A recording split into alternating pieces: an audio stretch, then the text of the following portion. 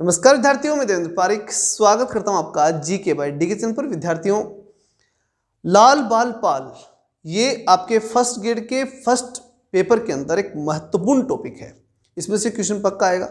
मतलब इन तीनों महानायकों में से लाला लाजपत राय, बाल गंगाधर तिलक और विपिन चंद्र पाल, इन तीनों को गर्म दल के प्रमुख नेता कहा जाता है। बचपन से आपने पढ़ाई है, तो इन तीनों में से एक में से क्वेश्चन कन्फर्म ही आता है। एक के बारे में हमने कल पढ़ लिया, अब आज हम पढ़ रहे हैं लाला लाजपत राय के बारे में, इसलिए पूरा कंप्लीटली ध्यान से देखेंगे। और मैं आपको विश्वास दिला सकता हूं कि जो मैं पढ़ाऊंगा आज, इसके बाहर शायद ही क्वेश्चन जाए। मैंने पूरी सिलेक्टिव कल अलग अलग जो बुक्स हैं, जो भी कंटेंट था, उस सब में छांट के और अति महत्वपूर्ण पॉइंट्स मैं यहाँ पे आपके पास लेके आया हूँ। वही 30-40 पॉइंट हैं, उनको पूरे मनोयोग से आपको ध्यान से समझना है और याद करवा दूंगा। बस आपको लगातार यहाँ पे ध्यान दिए रहना है, ठीक है। चलिए शुरू करते हैं। सबसे पहले इनके प्रारंभिक जीवन पे हम चर्चा करेंगे। 1865 में इनका प्रारंभिक जीवन शुरू हुआ और 1880 तक के प्रारंभिक जीवन को हम इसमें शामिल करते हैं, इसलिए ये 5 पॉइंट आपको अच्छे से ध्यान से सुनने हैं जो प्रारंभिक जीवन के हैं, ठीक है। शुरुआती जीवन, लाला लाजपत राय का जन्म 28 जनवरी 1865 को पंजाब के फिरोजपुर, लुधियाना, ठीक है, लुधियाना जिला, फिरोजपुर जिला उस समय था, अब लुधियाना जिला उसको चूंकि पंजाब का क्षेत्र जो बना उसमें था। तो और वहाँ एक गांव है ढुडकी, दुधिके या ढुडकी। तो आपको याद इतना रखना है कि पंजाब में लुधियाना या फिरोजपुर, ठीक, ये दोनों नाम याद रखने पड़ेंगे। फिरोजपुर भी आ सकता है ऑप्शन में, लुधियाना भी आ सकता है। पंजाब का लुधियाना, पंजाब का फिरोजपुर, और उसका गांव कौन सा है? ढुडकी। वहाँ इनका जन्म हुआ था। कब हुआ था? 1865 में, ठीक है। अब इस बात को आपको ध्यान से समझना है कि भाई 1857 की क्रांति हुई थी, उसके बाद में हुआ इनका जन्म, लेकिन बहुत बाद में नहीं हुआ। 57 से 65 मतलब लगभग 7-8 वर्ष बाद में इनका जन्म हो गया। ये चीज आपके ध्यान में रहनी चाहिए कि आसपास का टाइमिंग था। बस फिर उसके बाद रटने की आवश्यकता नहीं पड़ती कि सन फिर एकदम बिल्कुल एकदम ऐसा नहीं आती कि 65, 66, 67 ऐसे नहीं आती। बहुत कम चांस होते हैं, थोड़ी थोड़ी दूरी पे आती है। तो इसलिए इतना भी याद रह जाएगा ना तो काफ़ी है, पर्याप्त है, ठीक है। तो 1857 की क्रांति के अगले दशक में था, ये आप याद रख सकते हैं। उनके पिता का नाम मुंशी राधाकृष्ण और माता गुलाब देवी था, ठीक। राधा कृष्ण, और राधा कृष्ण के हाथ में क्या? गुलाब, ठीक। तो पिता राधा कृष्ण और माँ गुलाब देवी, हो गया याद। किसकी बात कर रहे हैं? लाला लाजपत राय की, ठीक। तो लाल है गुलाब, ये भी याद रखना, इससे लाला लाजपत राय जी की माता का नाम याद रह जाएगा। उनके पिता एक शिक्षक और उर्दू व फारसी भाषा के विद्वान थे। एक शिक्षक थे, उर्दू भाषा और फारसी भाषा उनको अच्छे से आती थी, जो इनके पिता थे वो। तो निश्चित रूप से ये लाइन क्यों रखी है मैंने इसमें, क्योंकि ये ध्यान रहे कि लाला लाजपत राय के जीवन के ऊपर भी उर्दू और फारसी का प्रभाव था। जब पिताजी इस भाषाएं पढ़ा करते थे तो ये भाषा ये भी सीखे, और उसका प्रभाव इनके जीवन पर भी रहा। इनके कई साहित्य इस भाषाओं में भी लिखे हुए हैं। उनकी प्रारंभिक शिक्षा रेवाड़ी के सरकारी स्कूल के अंदर हुई थी। सरकारी स्कूल के अंदर इनकी क्या हुई? प्रारंभिक शिक्षा। गवर्नमेंट प्रारंभिक स्कूलें जो मास पे हुआ करती थी उस समय, अंग्रेजी स्कूल खोल रखे थे उस समय, तो उस स्कूल के अंदर उनकी शिक्षा हुई। 1880 में उन्होंने लाहौर के सरकारी कॉलेज में दाखिला ले लिया, मतलब गवर्नमेंट स्कूल फिर गवर्नमेंट कॉलेज। रेवाड़ी में प्रारंभिक शिक्षा और लाहौर के अंदर जो है उन्होंने कॉलेज की शिक्षा प्रारंभ कर दी। तो 1880 में जब कॉलेज में दाखिला हो गया तो ये प्रारंभिक जीवन भी इनका यहाँ तक के पूरा हो गया। ये माता पिता और इनके बारे में हमने साधारण जानकारी ले ली। तो 2-3 चीज़ें याद रहनी चाहिए। इनका जन्म कब हुआ? 1865 में हुआ। माता पिता का नाम तो राधा कृष्ण पिता थे, माता गुलाब थी, ठीक। उसके बाद में इनका प्रारंभिक जो स्कूल था वो रेवाड़ी, कॉलेज लाहौर में। और उसके साथ साथ ये ध्यान रखना कि इनके पिता विद्वान थे और उनसे उन्होंने उर्दू और फारसी भाषा सीखी थी, ये पर्याप्त है। इसके बाद हम बात करें शिक्षा और प्रारंभिक कार्य, तो इसमें ध्यान रखने की बात यह है कि ये कानून की पढ़ाई इन्होंने की थी। कि पढ़ाई किस चीज़ की? तो कानून की पढ़ाई की, और 1886 में वकालत शुरू कर दी थी। ये 2-4 चीज़ें आपको ध्यान रखनी है, ठीक है। तो इसमें इतना ध्यान रखना कि वकालत की थी इन्होंने। ये किस क्षेत्र से थे? वकील थे, बस इतना ध्यान में रहेगा तो पर्याप्त है। उन्होंने समाज सुधार के लिए आर्य समाज के विचारों को अपनाया, आर्य समाज का उन्होंने समर्थन किया था और आर्य समाज के विचारों से प्रभावित होकर के आर्य समाज के साथ काम किया। 1888 में इन्होंने कलकत्ता कांग्रेस के इलाहाबाद अधिवेशन के अंदर भी भाग लिया था। कब? 1888। तो जब कांग्रेस के इलाहाबाद, वर्तमान प्रयाग, जहां इस समय कुंभ चल रहा है, तो उससे जोड़ के याद रखना, वहां पर ठाठ ही ठाठ हो रहे इस समय, 888 ठाठ ही ठाठ। तो लाला लाजपत राय के भी ठाठ ही ठाठ थे, कांग्रेस के अंदर उस समय की सबसे बड़ा राजनीतिक दल था, तो उसमें प्रवेश कर गए थे वो। तो 1888 में कांग्रेस के इलाहाबाद अधिवेशन के अंदर उन्होंने भाग लिया था। 1895 में लाला जी ने लाहौर में दयानंद एंग्लो वैदिक स्कूल की स्थापना की थी। देखिए यहाँ जरूर ध्यान रखना, लाला हंसराज जो थे उन्होंने दयानंद एंग्लो वैदिक कॉलेज की स्थापना की थी। और जब स्कूल की बात की जाए, दयानंद एंग्लो वैदिक स्कूल, तो इनका नाम आता है, किसका? लाला लाजपत राय का नाम उसके अंदर शामिल है। हालांकि हंसराज जी का इसमें भी योगदान था, लेकिन यहाँ कह सकते हैं कि 1895 के अंदर जब इन्होंने एंग्लो वैदिक स्कूल की जो स्थापना हो रही थी उसमें अच्छा योगदान किया था, और वो भी लाहौर वाली जो एंग्लो वैदिक स्कूल थी उसमें इन्होंने अच्छा योगदान किया था। किसने? लाला लाजपत राय। अच्छा, एक चीज और ध्यान रखना, एंग्लो वैदिक कॉलेज का मतलब क्या था कि भाई आर्य समाज वैदिक शिक्षा देने पर जोर देता था। अब चूंकि उस समय अंग्रेजों की भाषा प्रसिद्ध थी, लोग अंग्रेजी भाषा के प्रति आकर्षित थे, इसलिए अंग्रेजी भाषा और वेदों की शिक्षा, इस प्रकार का एक अभिनव प्रयास उनकी तरफ से था, इसलिए इसे दयानंद एंग्लो वैदिक कॉलेज कहा गया। ठीक है, तो दयानंद एंग्लो वैदिक कॉलेज की स्थापना लाला हंसराज ने की थी, ध्यान रहे, कॉलेज की स्थापना। और स्कूल के अंदर इनका अच्छा योगदान था, किसका? लाला लाजपत राय का, 1895 में। ये आपको ध्यान रखना है कि इसके संदर्भ में पूछा जा सकता है। अगली बात आती है कि स्वतंत्रता संग्राम में जब इनका योगदान शुरू होता है, जो कि 1896 से लेकर के 1920 तक इनका प्रमुख योगदान रहा, वो किस प्रकार से रहा? तो 1896-97 में लाला जी ने अकाल राहत कार्य के अंदर भाग लिया। सबसे पहली बात, अकाल राहत कार्य जो चल रहा था उसके अंदर उन्होंने भाग लिया 96-97 में, 1896-97। ठीक, मतलब 1896-97 मतलब क्या हुआ? 98, 99, 100, मतलब 1900 शुरू होने वाली थी, उस एंडिंग टाइम के ऊपर अकाल राहत कार्य के ऊपर योगदान किसने किया था? लाला लाजपत राय ने। 1907 में वे कृषि विरोधी कानून के खिलाफ आंदोलन के अंदर शामिल हुए। मतलब अगली 10 शताब्दी की हम बात करें, जिसे हम 20वीं शताब्दी बोलेंगे, उस 20वीं शताब्दी में यानी 1907 में कृषि विरोधी कानून के खिलाफ उन्होंने क्या किया था? आंदोलन किया था। तो ये पहला आंदोलन उनका एक तरह से कहा जा सकता है। इससे पहले इन्होंने अकाल राहत कार्य के अंदर भाग लिया था, जो 1896-97 में था। 1896-97, फिर 1907 में क्या किया? कृषि कानूनों के आंदोलन के अंदर भाग लिया। उसके बाद 7 दूनी 14, तो 1914 में उन्होंने क्या किया? भारत छोड़ करके और अमेरिका की यात्रा की। ठीक है, अमेरिका चले गए थे वो। 1901 निश्चित एक बीच का टाइम आया था जब वो अमेरिका गए थे। कब गए थे? 1914 में अमेरिका गए थे। 7 में कृषि कानून का विरोध किया था। फिर बात आती है 1917 में, उन्होंने न्यूयॉर्क में Indian home rule league of America, और वहां अमेरिका में जाके क्या किया? तो 14 में गए, 17 में 2-3 साल समझने में लगा दिए, और 17 के अंदर Indian home rule league of America, home rule league of America, America में तो थी, और होम रूल लीग चल ही रहा था, होम रूल की चर्चा भारत में भी हो रही थी। तो उस होम रूल लीग को अमेरिका के अंदर स्थापित करने का काम किसने किया था?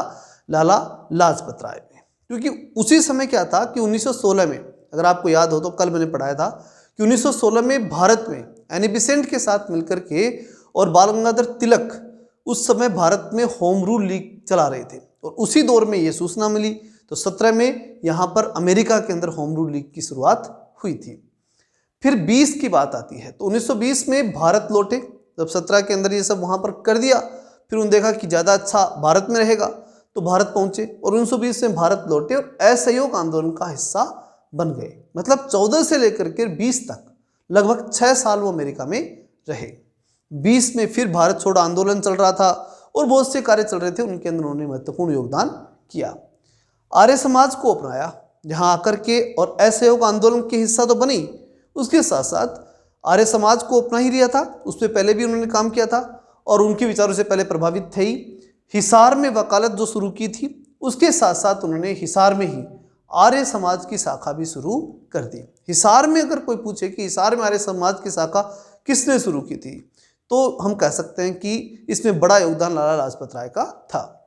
अगली बात आती है कि लाहौर में नेशनल स्कूल। अब लाहौर में क्या किया था, हिसार में तो आर्य समाज की शाखा शुरू कर दी, इसके साथ साथ लाहौर में भी उन्होंने कुछ काम किए, जैसे नेशनल स्कूल की स्थापना की, इसके साथ साथ तिलक स्कूल ऑफ पॉलिटिक्स की स्थापना की, और एक मैंने भी थोड़ी देर पहले बताया था आपको, ठीक है, कि वहां पर दयानंद एंग्लो वैदिक स्कूल, दयानंद एंग्लो वैदिक स्कूल की स्थापना करने में भी उनका बड़ा योगदान लाहौर में था। तो लाहौर में दयानंद एंग्लो वैदिक स्कूल की स्थापना में योगदान था, नेशनल स्कूल की स्थापना में योगदान था,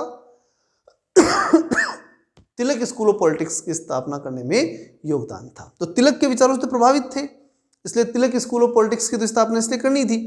और दूसरा, ये दो स्कूल, स्कूल का मतलब एक विचार, केवल स्कूल का मतलब वो स्कूल नहीं होती है, स्कूल यानी एक विचारधारा, तो उस विचारधारा के अकॉर्डिंग वो है जो ले जाना चाहते थे। तो नेशनल स्कूल है, दयानंद एंग्लो वैदिक स्कूल है, तिलक स्कूल ऑफ पॉलिटिक्स है, ये सब उन्होंने स्थापित की थी। कहाँ? लाहौर में। ये आपको अच्छे से याद रखना, लाहौर में किए थे काम, ठीक है। स्कूल की जो बात है ना कि भाई जो है इन्होंने स्कूल कहाँ स्थापित की, तो स्कूल का नाम आते लाला जी ने जो है वो लाहौर में स्कूलों के ऊपर काम किया, ये ध्यान रखना।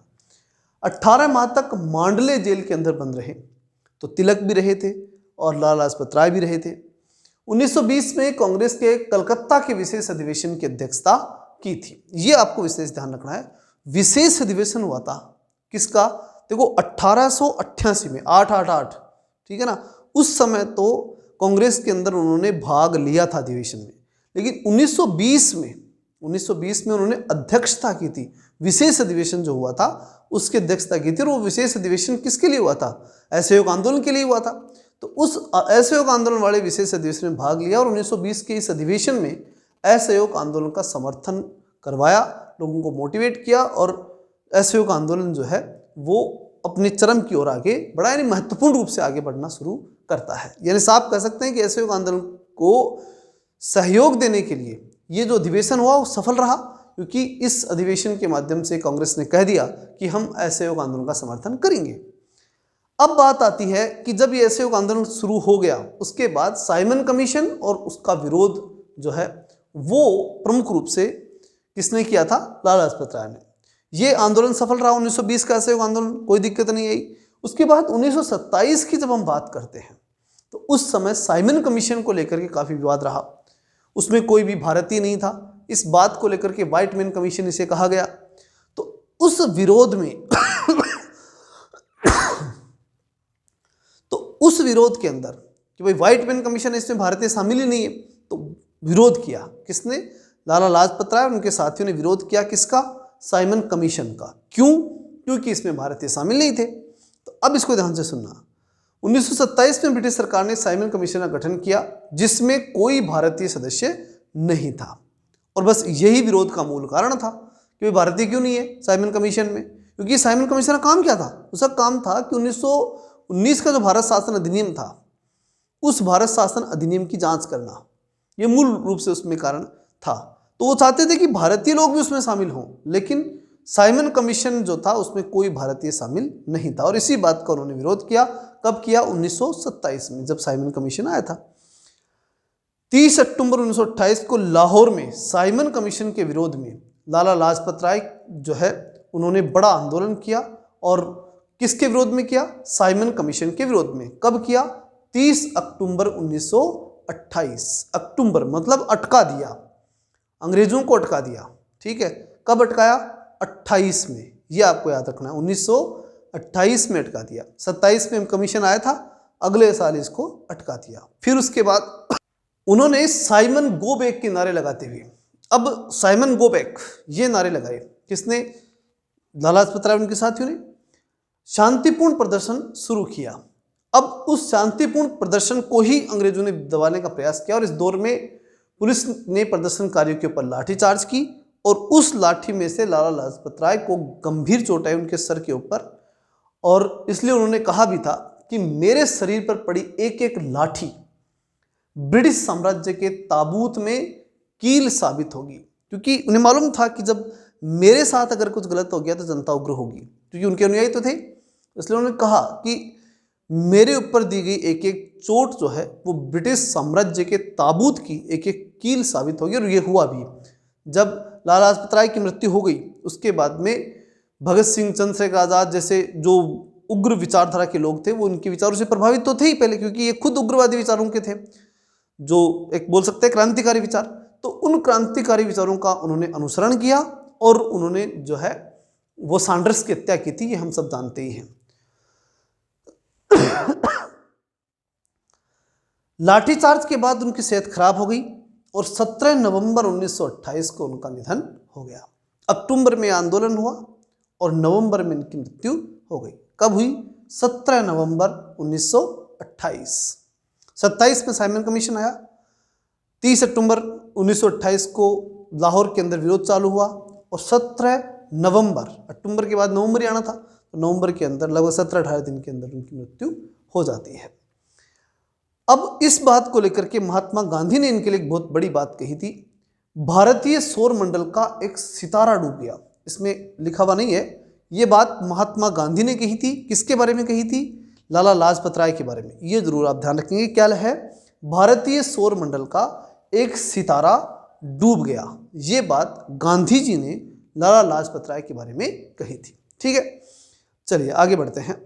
अब बात करेंगे हम इनका साहित्यिक योगदान। इन्होंने काफ़ी किताबें लिखी, बहुत महत्वपूर्ण किताबें लिखी और ये एग्जाम में आपके आ सकती हैं, इसलिए इसको ध्यान से आपको सुनना है। साहित्यिक योगदान की जब हम बात करते हैं तो लाला लाजपत राय ने कई महत्वपूर्ण पुस्तकें लिखी, जैसे अनहैप्पी इंडिया। अनहैप्पी यानी इंडिया अनहैप्पी था, हैप्पी नहीं था, और उसको उन्होंने बताया, पूरी दुनिया के सामने रखा। यंग इंडिया इन्होंने लिखी। इसके साथ साथ प्रमुख पत्रिकाएं जो थी, जिसमें पंजाबी, वंदे मातरम और द पीपल, ये 3 किताबें हैं। तीनों पत्रिकाएं हैं, अलग अलग ध्यान रखना। पहली पंजाबी, पंजाब के थे तो पंजाबी वो लिखा। वंदे मातरम में उनका पूरा विश्वास था और द पीपल लोगों में वो रहते थे। तो पीपल, वंदे मातरम, पंजाबी, ये 3 पत्रिकाएं वो उन्होंने छापी थी, उन्होंने चलाई थी। 2 प्रमुख पुस्तकें मैंने बताई थी, अनहैप्पी इंडिया और यंग इंडिया। 2 तो प्रमुख रूप से याद रखना। इसके अलावा कुछ और हैं जो मैं बता देता हूँ, ध्यान से सुनने का प्रयास कीजिएगा। कोशिश करूँगा कि आपके याद हो जाए। पहली, call to the young India, मतलब पूरे यंग इंडिया को उन्होंने कॉल किया, आवाज़ बुलंद की कि आइए मेरे साथ। ठीक है, तो कॉल किया किसको? यंग इंडिया को। दूसरा, लाला जी ने दूसरी किताब लिखी यंग इंडिया, क्योंकि यंग इंडिया के बारे में बात ही कर रहे थे वो। तीसरी, political future of India, India का पॉलिटिकल फ्यूचर क्या है। ये पॉलिटिकल फ्यूचर किसको बताया उन्होंने? यंग इंडिया को बताया कि भाई इंडिया का पॉलिटिकल फ्यूचर जो है वो कैसा है, इस पर आप ध्यान दो। फिर तीसरा, अनहैप्पी इंडियंस, ये बता ही दिया कि इंडियंस क्या है, अनहैप्पी हैं। ये कौन किसको बता रहा है? लाला लाजपत राय फ्यूचर पॉलिटिक्स बताते हुए यंग इंडिया के जो लोग थे उनको बता रहे हैं कि भाई इंडिया क्या है, अनहैप्पी है। फिर विल टू द इंडिया, मतलब विल टू इंडिया मतलब इंडिया क्या चाहता है। विल यानी चाहना, इंडिया क्या चाहता है। Mahatma Gandhi world greatest man, Gandhi ji की प्रशंसा करते हुए उन्होंने कहा कि महात्मा गांधी क्या है? वर्ल्ड ग्रेटेस्ट मैन है, विश्व के बहुत महान व्यक्ति हैं, ऐसा इन्होंने लाला लाजपत राय ने कहा। Life and teaching of Dayanand, चूंकि दयानंद एंग्लो वैदिक कॉलेज, दयानंद एंग्लो स्कूल्स इनसे प्रभावित थे, तो इसलिए दयानंद के ऊपर किताब लिखी इन्होंने। ऐसे ही आर्य समाज पे लिखी, द आर्य समाज। इसी प्रकार इंग्लैंड टू द इंडिया, ठीक, इंग्लैंड डेट टू इंडिया, है ना। इंग्लैंड जो कि इंडिया के बारे में क्या सोचता है, कौन? इंग्लैंड इंडिया के बारे में क्या सोचता है, उसके संदर्भ में उन्होंने लिखा। गैरिबाल्डी जो बहुत ही बड़े स्वतंत्रता सेनानी हुए, उनके बारे में लिखा। मैजिनी के बारे में लिखा। छत्रपति शिवाजी महाराज के बारे में लिखा। श्री कृष्ण और उनके उपदेश बताए, और साथ ही महान अशोक जो थे उनके बारे में लिखा, यानी महानायकों के बारे में, ये जो चाहे विश्व के महानायक थे और चाहे भारतीय महानायक थे, उनके बारे में उन्होंने किताबें लिखी। तो ये बहुत ही महत्वपूर्ण किताबें थी। एक बार भी और सुन लोगे ना तो याद हो जाएगी। अगली बात है समाज सुधार में इनका योगदान। समाज सुधार में क्या योगदान था? तो लाला लाजपत राय आर्य समाज में से गहराई से जुड़े हुए थे, ये बात तो स्पष्ट ही है। और समाज सुधार का प्रयास भी वो उसी के आधार पर करते थे, आर्य समाज के आधार पर। उन्होंने दलितों के उत्थान और शिक्षा के प्रचार प्रसार के लिए भी काम किया था। दलितों के उत्थान के लिए उन्होंने प्रमुख रूप से कार्य किया था, ध्यान रखिएगा। उन्होंने 1897 में पंजाब नेशनल बैंक की स्थापना में महत्वपूर्ण भूमिका निभाई थी। पंजाब नेशनल बैंक जब स्थापित हुआ था तो उसमें भी 97 सत्यतापूर्वक महत्वपूर्ण भूमिका निभाई थी। 97 उन्होंने 1921 में सरस्वती विद्या मंदिर और अन्य कई स्कूलों की स्थापना की थी। तो स्कूल तो मैंने बताया, लाहौर में तो 3 स्कूल उन्होंने स्थापित किए थे और यहाँ सरस्वती विद्या मंदिर 1921 में उन्होंने स्थापित किया था। ये भी कई जगह स्थापित किए थे, एक जगह नहीं थे, अलग अलग जगह थे, लेकिन 21 में उन्होंने शुरुआत कर दी थी। उन्होंने महिलाओं की शिक्षा और अधिकारों को बढ़ावा देने के लिए भी अभियान चलाए थे। किन्होंने? लाला लाजपत राय ने। अब एक लिस्ट है जो आपको बहुत ध्यान से देखनी है, फटाफट हम रिवीजन के रूप में देखेंगे इसे, बहुत ही काम की है। अगर ये आपको ध्यान में रह गई तो निश्चित रूप से बहुत कुछ आपको तैयार हो ही जाएगा और याद हो भी गया होगा मेरे हिसाब से। देखो 1865 में इनका जन्म हुआ था, ये बात हमें याद है। 1886 में वकालत शुरू की थी, छैया छैया करते हुए, डांस करते हुए गए थे वकालत करने। 95 में दयानंद एंग्लो वैदिक स्कूल, ये ध्यान रखा कि स्कूल में ही था ना, 95 के अंदर 1895 में दयानंद एंग्लो वैदिक स्कूल की स्थापना की थी। 1907 7 दूनी 14 बताया था ना मैंने, तो 7 में कृषि विरोधी आंदोलन और 14 में अमेरिका की यात्रा। फिर 17 में Indian home rule league of America, America में इंडियन होम रूल लीग की स्थापना करना। 20 में असहयोग आंदोलन के अंदर भाग लेना और कांग्रेस के विशेष अधिवेशन जो 1920 में हुआ था उसकी अध्यक्षता भी की थी। 28 में साइमन कमीशन का विरोध का नेतृत्व किया और 28 में ही इनके ऊपर लाठीचार्ज हुई और उनकी मृत्यु हो गई। ये टाइमिंग लिस्ट आपकी ध्यान रहेगी तो ये 2-3 क्वेश्चन आपको बड़ी मजबूती से याद रहेंगे और सन भी आपको अच्छे से मजबूती से याद रह जाएगी। अब कुछ 2-3 फैक्ट हो रहे हैं वो और देख लेते हैं। लाला लाजपत राय को पंजाब केसरी और लायन ऑफ पंजाब भी कहा जाता था। 2 नाम याद रखने हैं, पंजाब केसरी कौन? लाला लाजपत राय। लायन ऑफ पंजाब, पंजाब के शेर, ठीक है, वो भी इन्हें कहा जाता था। किनको? लाला लाजपत राय को। भगत सिंह और उनके साथियों ने लाला जी की मौत का बदला लेने के लिए पुलिस अधिकारी सैंडर्स की हत्या की थी, ये भी हम सब जानते हैं, ठीक है। जब वहाँ पर लाला जी की मृत्यु हो गई थी लाला लाजपत राय की, तब भगत सिंह जैसे जो गर्म खून के जो उनके अनुयायी थे, शिष्य थे, उन लोगों ने उन शिष्यों ने जो है वो सैंडर्स को मार करके और इनका जो है वो बदला पूरा किया था। और ये सब आपने काफ़ी बार कहीं अलग अलग जगह पढ़ी है, इसको तो ज़्यादा बताने की आवश्यकता भी नहीं है।